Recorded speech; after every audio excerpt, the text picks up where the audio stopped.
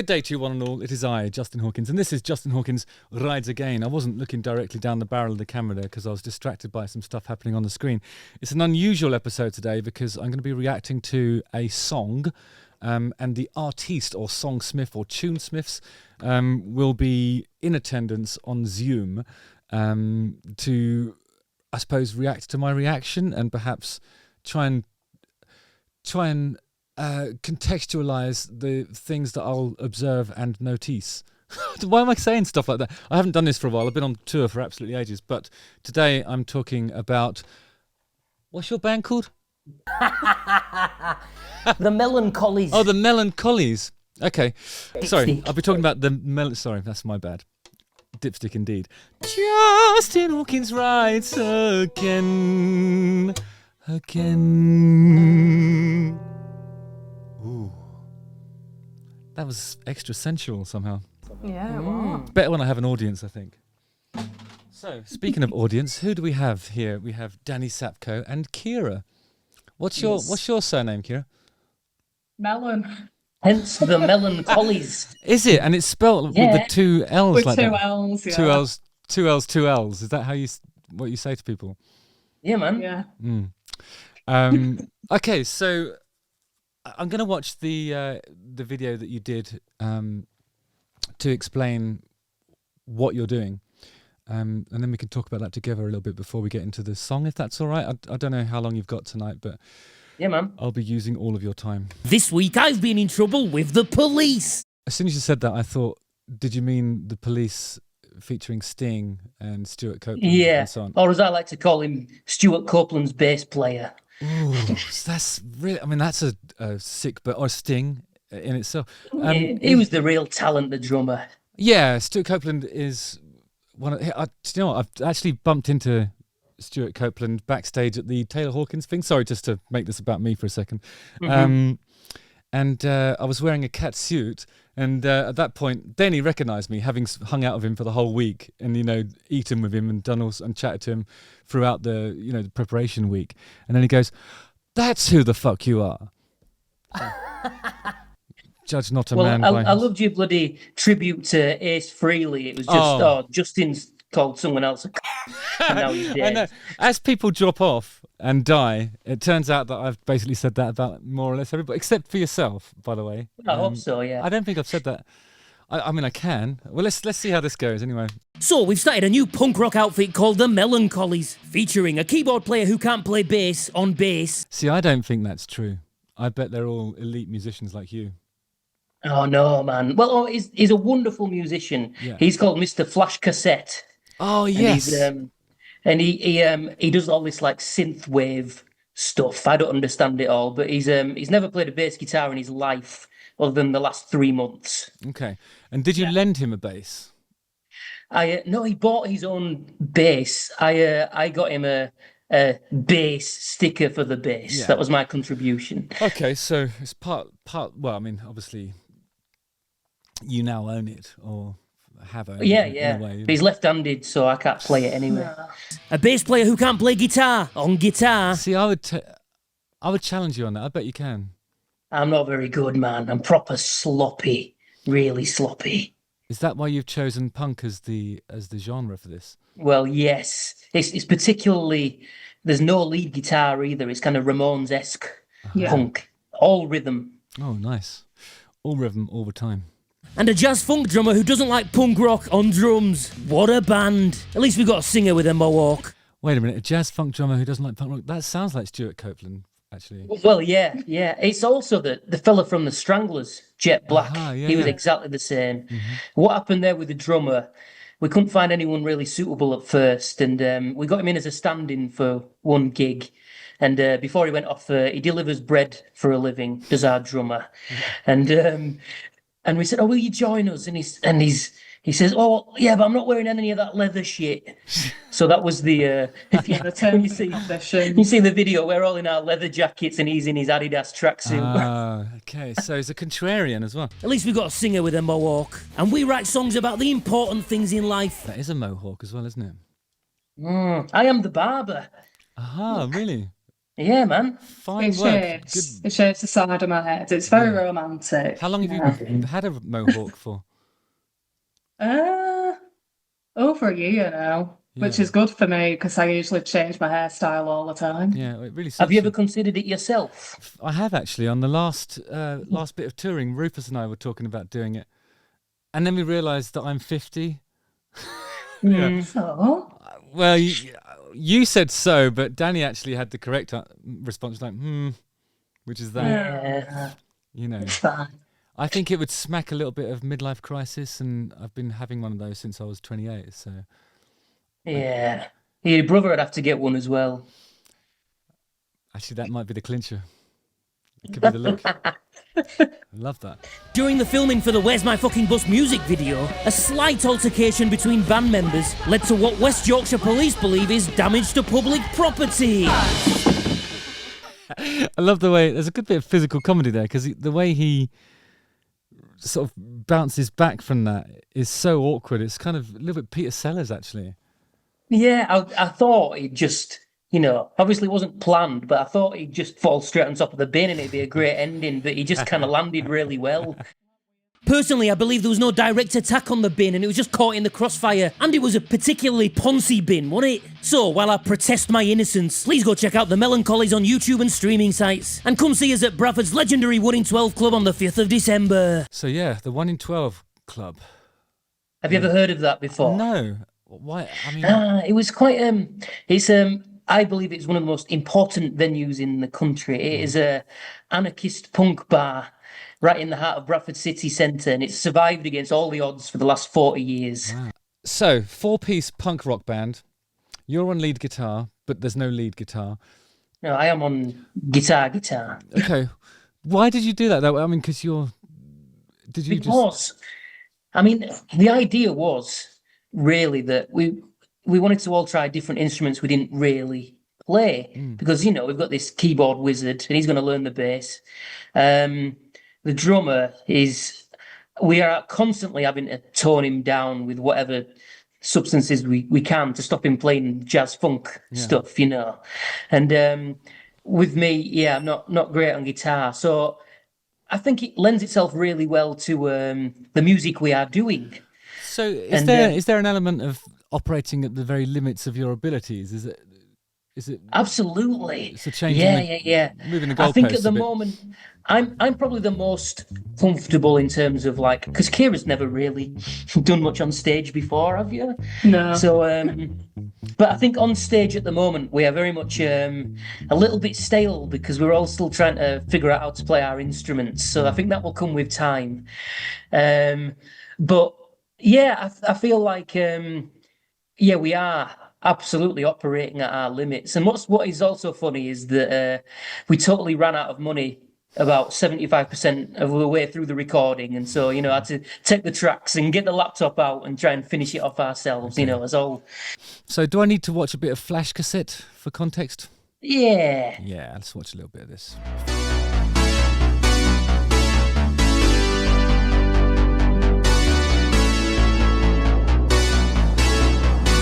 See, I think to learn the bass when you have that sort of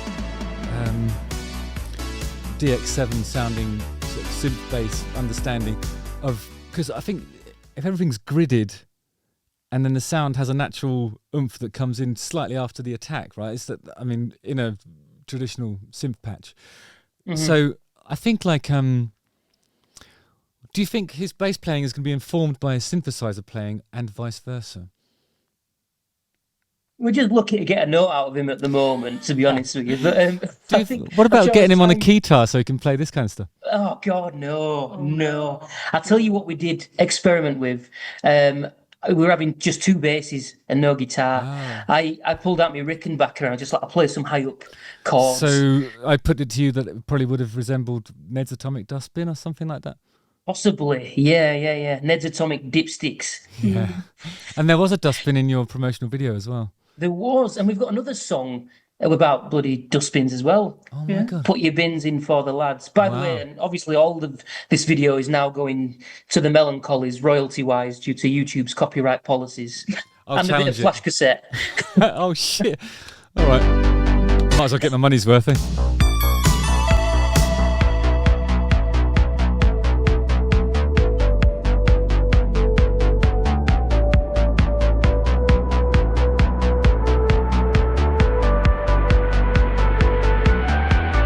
Oh God, it's awesome. I love it. That's brilliant. So that's flash He cassette. noticed, in fact, that you have a synthesizer tattoo or something. Yeah, I have Right. a DX7 tattoo. I've actually got this sleeve, if you can call it that. It has 2 different artists have hacked into it. But the original concept for it was synthesizers. I wanted a sleeve that reflected my feelings about vintage synthesizers through space and time. And it's called Timepiece. Lovely. I didn't know you were into all that sort of stuff. Oh, I was. I think it used to be a something of a what's it called? A guilty pleasure. But then now I've just got an attic full of synthesizers, a studio full of synthesizers, and an arm full of synthesizer tattoos. I'm massively into them. I love a synth. So I just want to read one comment before we go to listen to your new song. My eyes. Okay. Liquid Flame. Oh, Liquid Flame. Now I understand. Said, light a smoke, bustle come. It's true. What does that mean? Well, Oh, I see. yeah, because I had this in London once with my mother, and we were sitting there and waiting for a bus, and she just said, give us a cigarette. As soon as I light it, the bus will come. And she was right, as she often is. Wow. You know, not always right, sometimes completely full of shit, but on that occasion, it was a good piece of wisdom, I think. Okay, here we go. Where's my fucking bus? Are we ready for this? Yeah. Yeah. What key is it in? It's in the key of G sharp. Why? I'll tell you exactly why, because I think there's a Ramones song, KKK Took My Baby Away, with the same bloody riff that I nicked that's in G. So you put a capo on. So I've just moved it up one. That makes it more difficult for the people who aren't familiar with the bass, for example, because there's no dot. Yeah, I didn't think that one through, did I? I suppose he just knows to go in between the dots, I suppose. To be fair, move the dot. Move the dot. All he's done, he's just learnt the first 5 frets on the first 2 strings so far. So there's not that many to do. The others are just repeating that, aren't they? In a way. Yeah. Yeah. Frankie broke the saddle on one of his. He's got a gold Thunderbird, and the saddle broke on the D string. It didn't affect his gig at all. No. Made no difference.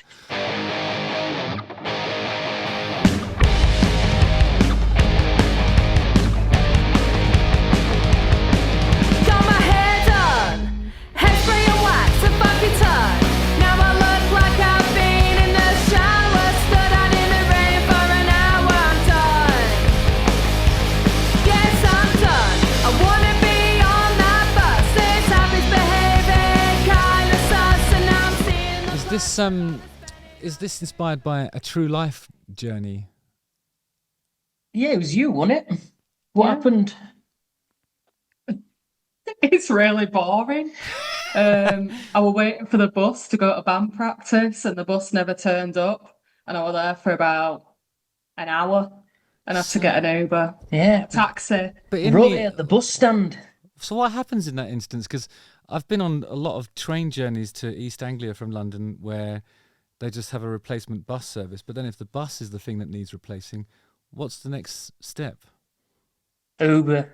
Taxi. Yeah. We're not sponsored by Uber. Oh, sorry, a taxi, a Bradford cab. Yeah, so I turned up to practice, and I was like, I don't know where my bus was, but it didn't turn up, and I had to get a taxi instead.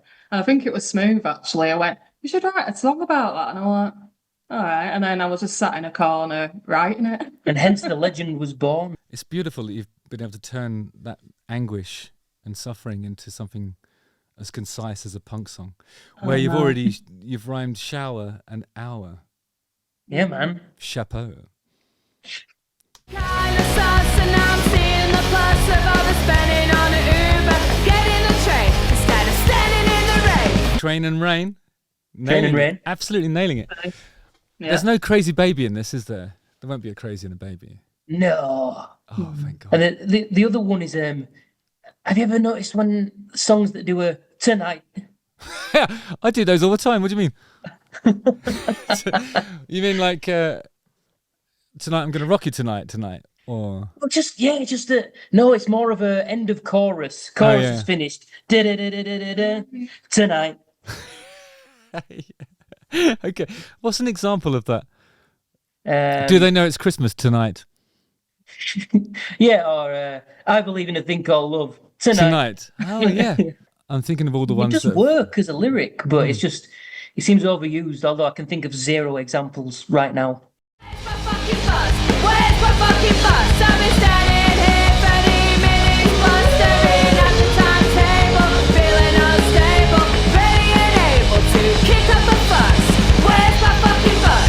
Where's my fucking bus? They've been saying 3 minutes on this past half hour. This company's gonna feel my power. Where's my fucking bus? Where's my fucking bus? So I think, and correct me if I'm wrong, I think it's G sharp Yeah, to B yeah. to F sharp Mm-hmm. to C sharp. Yes, but it's all in the first position bar chord, so you're just moving up the E string, you see. Oh my God, so I was voicing it completely wrong. Yeah, not very punk, Justin. No, you're right. Okay.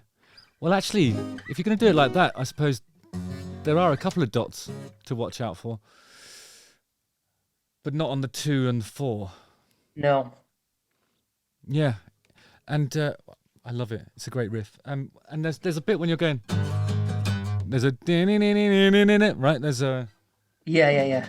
There's the punk slide, the chromatic slide. Ah, yes. Is that what that's... Okay. Where's my fucking bus?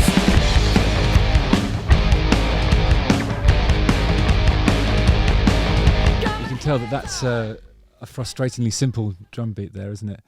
Oh, With a little bit of a flourish in the... dum, dum, dum.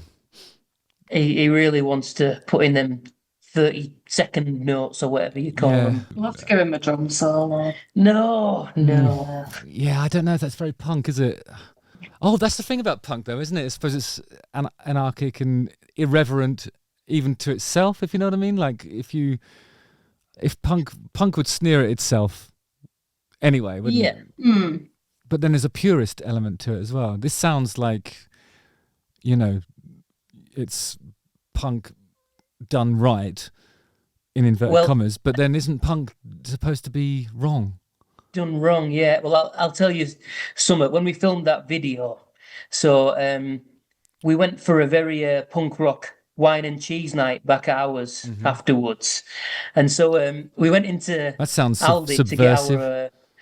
to get our wine and cheese, and this so we bumped into like a real punk rocker from the area who she lives on a boat and she goes to protests, and she came into Aldi and she was like, lapping up all the reduced stuff late at night, and she caught us in the sherry section.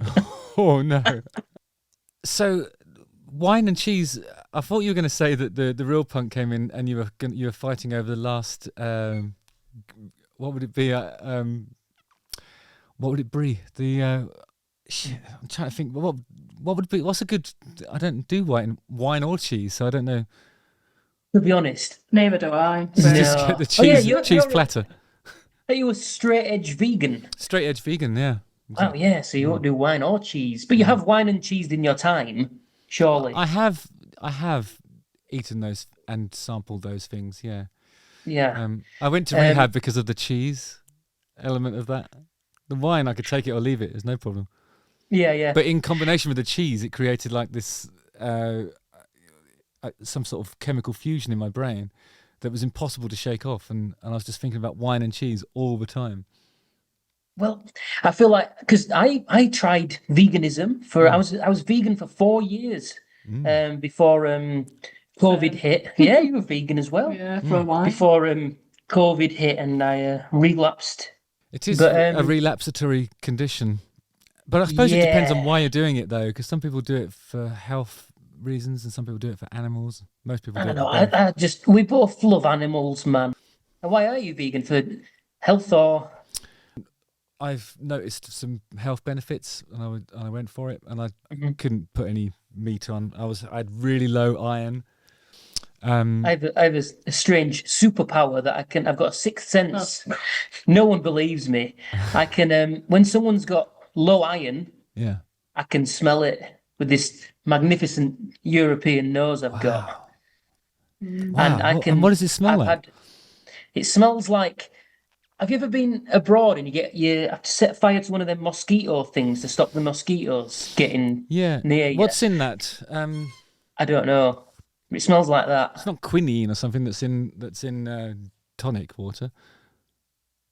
I've no idea, but that's what people smell like when they've got low iron, man. I can smell their blood. Wow. So I'm all right. Yeah, you're fine. Oh, you're fine. Can you smell other conditions as well? Have you tried? No, just that. Yeah. I did say to someone who smelt a bit like that, I said, are you anemic? And they went, oh, how do you know? And I said, I can smell when someone's got low iron. And he says, well, no, I'm anemic with low folic acid. So maybe I can detect that as well.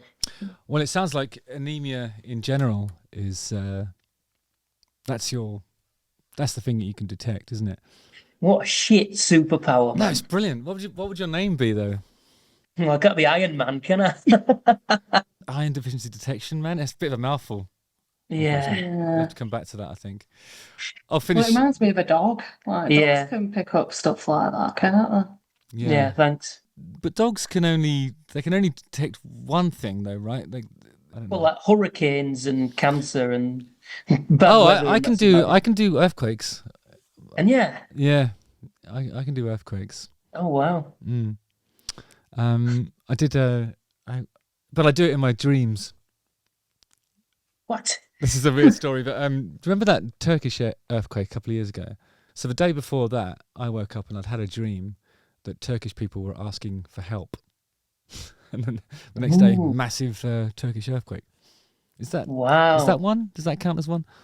Did I smell it and then dream it?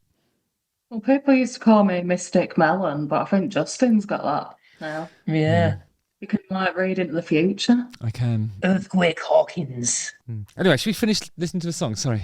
Finish the song yet? Oh my God. I haven't finished it yet, no. Now I look like I've been in the shower, stood out in the rain for an hour. I'm done. Yes, I'm done. I wanna be on that bus. It's always behaving kind of sus. So, Keira, when you were sort of crafting this melody, did you work on it exclusively, or did the other members of the band help you? So I wrote pretty much the lyrics. Danny helped me a little bit just to condense it a little bit, because I seem to have a habit of writing too many words per sentence, so it doesn't work. She's like bloody Michael Stipe. It's like, bloody every line has about, and it like. That's okay as long as when you get to the chorus it goes, it's the end of the world. You say whatever you like for the rest of it. Yeah. If you've got a huge hook, I think that's fine. So I'd say that what I'd say is that you were the lyricist or composer, and I'd be the arranger. Okay. And I come up with the ideas for the songs because it's mostly about stuff that pisses me off. Yeah, that's really good to tap into that. But when so when it goes from G sharp to B, the melody descends, doesn't it? And it feels like the music's going up and the singing's coming down to meet in the middle somewhere.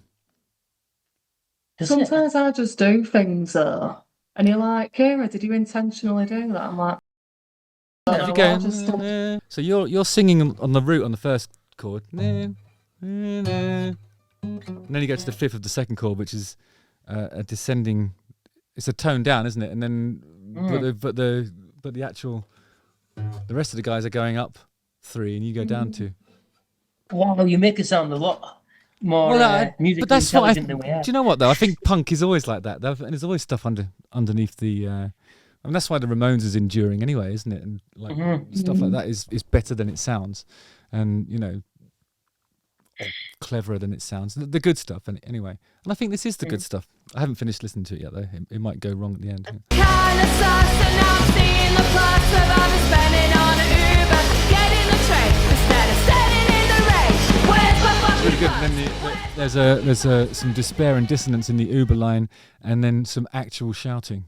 my fucking bus? Where's my fucking bus? I've been standing here 30 minutes plus staring at the timetable, feeling unstable, ready and able to kick up a fuss. Who does the woo at the in? That's me and Mr. Flash Cassette Okay, together. Good. So, No, and you can pull it off live then, presumably. Well, yeah. There's zero vocal tuning whatsoever on this record. I can feel and that so as what well. you hear, we can do it live. That's can good. you believe? Why were you alluding to pitch correction there? Was there anything in the public eye that's? I'll tell you exactly why. I mean, this is sorry to talk about my own YouTube channel for a moment, Yeah. but Please do. do you know this fellow Wings of Pegasus? Yes. So he did a video on me because I sent him 3 examples of me singing, and I thought I'll catch him out here. I'll get him to analyze my vocal recordings, and I thought I'd mess with him. And there was 2 which I'd just sung and not tuned at all, and 1 which I'd tuned the hell out of. And I was like, I'll send him all 3 and try and catch him out. And he got it 100%. He totally nailed it. He got every single thing right about it. And so I'm going to do a follow-up video now. Basically, I've been putting it off because I basically have to just congratulate him for a few minutes, just saying how right he was about everything. And But no, he's very good, actually. but yes, I was. I used to be guilty of correcting some of my pitches, but I have since seen the light over the last few months, and I'm like, I'm not going to do that anymore. Yeah. So I did a video recently where I mentioned you. I don't know if it won't let me tag your YouTube channel because you must have that turned off. I made sure you weren't allowed to do that. Yeah. So there was Baby Shambles, released this new song on Spotify, and Keira was like, "Oh wow, first song in 5 years. Let's listen to it." And we were like, "What the hell's this?" And we looked, and it was someone had infiltrated the Baby Shambles Spotify with a load of different, just this one song that just said Baby Shambles, please can we support you in London? And there was this Irish band, right? And we clicked on their band, and they had loads of different tracks. One of them which was Justin Hawkins, Please Notice Us, and Rick Beato, Please Feature Us. Oh my And God. it infiltrated, I'll send you the link to the video, that infiltrated all these artists. Who else was there? There was Henry Rollins, all these kind of I think the Dead Kennedys Spotify, and he'd got on all of these, and some of them are still up there, his tracks, and he's making money off it. Oh my God. And but what he was trying to do, which I kind of felt for, hook, line, and sinker, was just trying to get some YouTubers to talk about their band. Right. And I kind of did. And in kind of exposing this, their band's now got featured. I can't remember what they're called. Can you? It was a shock. It all came from Keira being like, "Oh, we'll check out this new Baby Shambles song." I'm like, doesn't sound like Baby Shambles. Yeah. So, are you saying that they've started up a DistroKid account with all these different band names? That are they spelt slightly differently, or is there? No. This is going on the official account. How are they doing that? That's hacking, then, isn't it, or something? Yeah, but it's so easy to do. You could do it if we really wanted to. It's then up to the artist to then take it down, which is you could not really, as easy as you really, think. yeah. That's not easy if it's not your DistroKid that's associated with the thing, or whatever. And it's like the one thing he's been doing, this fella, that no one can figure out how to stop, is that if you go on a page's Spotify, you better check out all your stuff now. To be honest, there'll be at the top right there'll be an artist pick playlist, and he's made playlists for loads and loads of acts with his own music. So then he'll have all these Baby Shambles songs, and then one of his own songs in the playlist from this band from Ireland, and they're doing great on Spotify. This band, Jeez. It's absolute madness. But in a way, I can't be too mad at him because how is that allowed to happen? Yeah, I think that's absolute madness that he can do that. And well, he wouldn't be able to. I mean, I think that's just one of the pitfalls of the modern music economy, though, isn't it? Like hacking is going to be a risk. Like you wouldn't be able to. He wouldn't go to a record processing plant and then slip his album into the sleeve. Maybe he would actually. Maybe he would. We'll just go in, take the tape out of the cassette, put sellotape over those holes at the top, and then record his album onto it. Yeah. And then post it to Danny This is the Sapko. modern equivalent, isn't it? I think it's absolute madness. But, some part of me does respect it a little bit that he's had the foresight to actually do it. Don't you think? I think this is Spotify's bloody problem, man. I don't think it's his problem as well, but I think it's just cheating. Yeah. It's cheating. That's a good point, actually. Okay. It is cheating. Then it's a hustle, though. I mean, that's it is the most noble of arts, but it is a hustle. I don't know.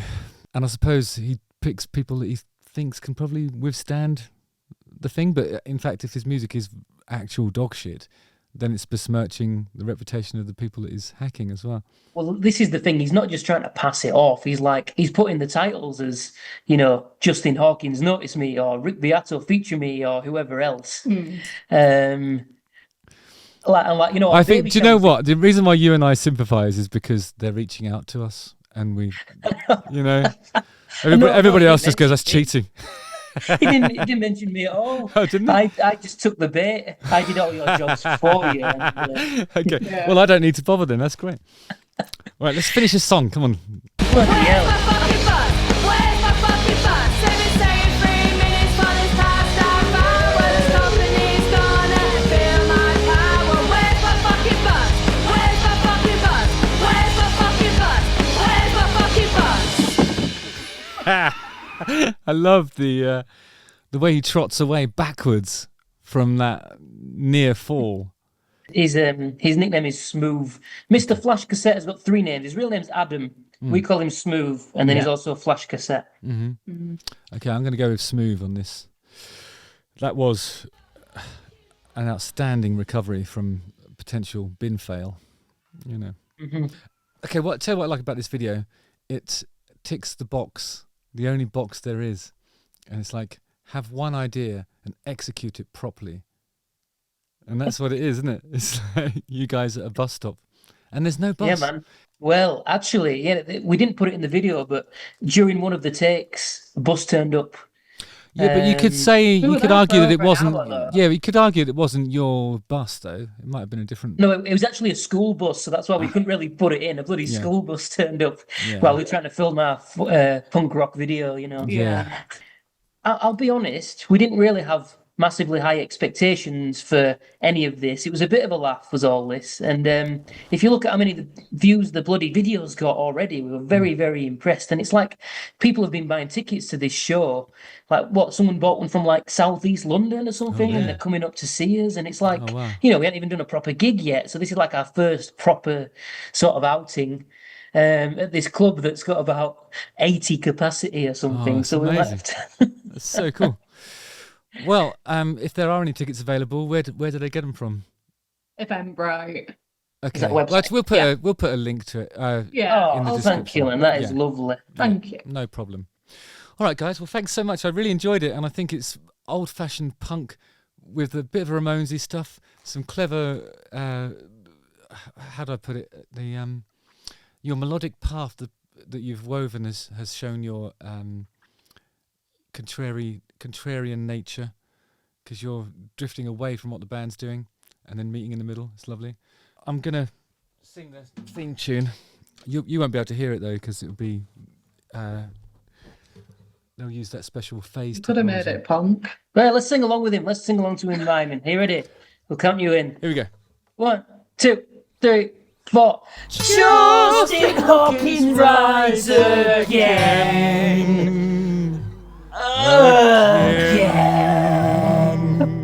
Beautiful. I got the that's the wrong giggles. number. Nice one, guys. Awesome. Don't forget to like, subscribe, hit the bell for notifications. Watch one of these 2 videos. Go and see the Mellon-Collies. Click all the links. Oh, come and see me live as well. Actually, in Ilkley, Danny Sapko is going to be on stage with me. We're going to be talking about music and doing other stuff. I don't know what's going to happen. Actually, there's going to be chaos, music analysis, and all the things that you've come to associate with a good night out. It's going to be your idea of a very nice night out. All right, so nice one, guys. I'm going to stop recording. All right. And bid you adieu. I love you guys. Thanks. Again.